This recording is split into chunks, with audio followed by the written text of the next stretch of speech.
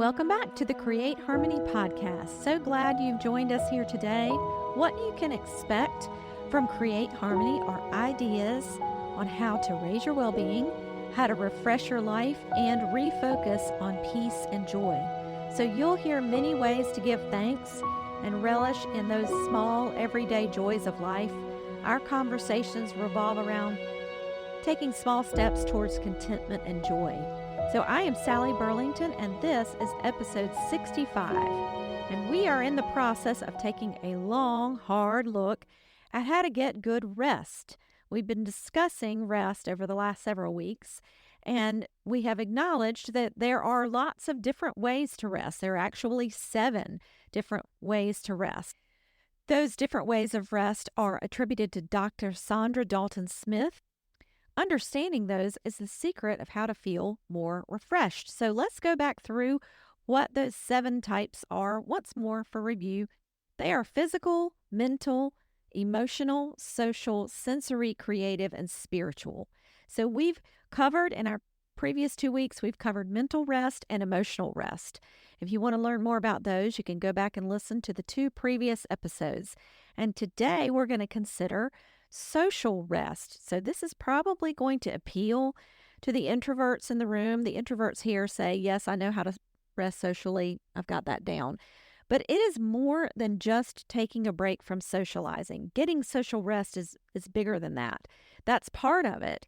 But finding social rest involves analyzing your relationships and selecting those that give you energy. It is avoiding those drama-filled friendships. And that doesn't mean that you can't have complex relationships. You're going to have complex relationships in your life. It just means that you may need to give yourself a break at times to rest your soul. So have you begun to see yourself in some of these types of rest? Are you feeling a little bit more confident about what you need to target, where you can meet your needs, and how to restore yourself? There's pretty subtle differences, in my opinion, between each type, and some of them overlap a little bit. But understanding those subtleties, I feel like that can help you know where you need to focus your time and attention. So take a moment to ponder where you might invite social rest into your life if you feel like that is something that you are deficient in. So now we're going to transition into our rest reflections. We've been doing this as part of our rest discussion. If this is the first time you've joined us, here's how this works. I'm going to share some rest readings, some things about social rest that you can use as a time of quiet meditation on the topic. So you're going to let my voice just soothe your day and invite you into a more restful posture. So take these reflections to heart, let them inspire you and move you into a spirit of deep rest and restoration.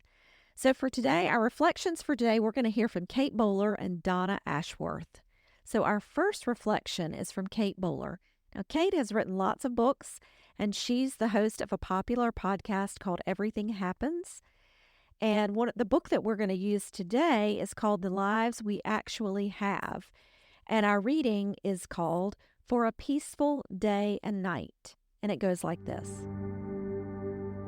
O peace, you are the mountain we glimpse from afar, the height and depth of our needs. We chart our way to you by starlight, through paths overgrown, with wrongs we ourselves have seeded, then have left to grow unchecked. It is a long way when we travel, but a good one, making things right as ever we can. Light the way, God, bring us to that place of rest, rest from the world outside, and from the one inside. Rest from our prickling fears and obsessive thoughts. What if this never changes? What if it goes on forever? What if I try and I fail? What if I don't and never know? Bring us peace, God, enough for this moment, enough to quiet the questions with no answers. And while you're at it, pencil us in for tomorrow too.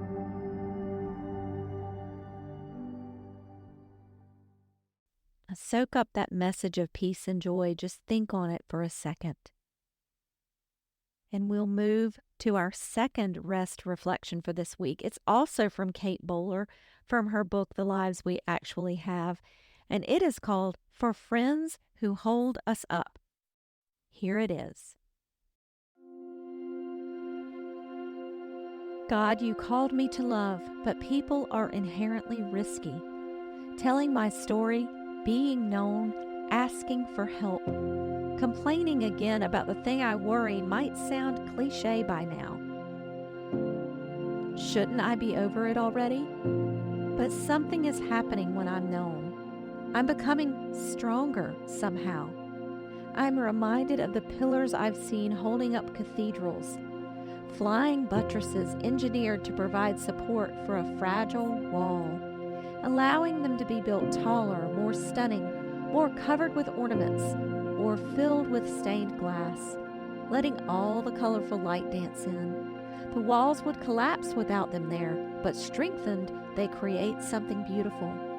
God, when I'm no longer quite so tall and strong, give me those who hold me up and remind me of who I am and that I'm loved. Yes, I'll get back up again today. Yes, I'll get those kids cereal and help my parents with an errand. Yes, I'll go to work or come up with something better to do with retirement hours. I will try again. I know I will, because someone else's absurd faith in me is fortifying. So blessed are the flying buttresses, for they hold us up when everything seems ready to come apart, allowing us to face today, not because we're doing it alone, but precisely because we aren't. And our last rest reflection today is from Donna Ashworth. It's from her book Wild Hope and called Lighthouses and Rocks. Some people are lighthouses. They can't help it. They just have so much light within them that they must use it selfishly, throwing their beams out into the night with their call of safety and rescue. Some people are rocks. They can't help it.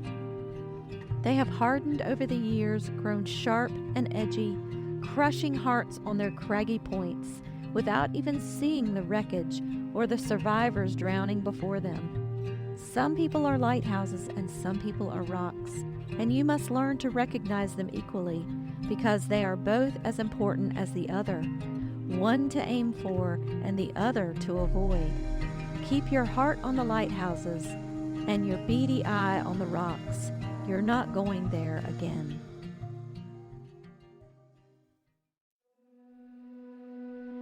So we've made our way through our rest reflections for this week, and resting in these ways, sometimes it's easier said than done.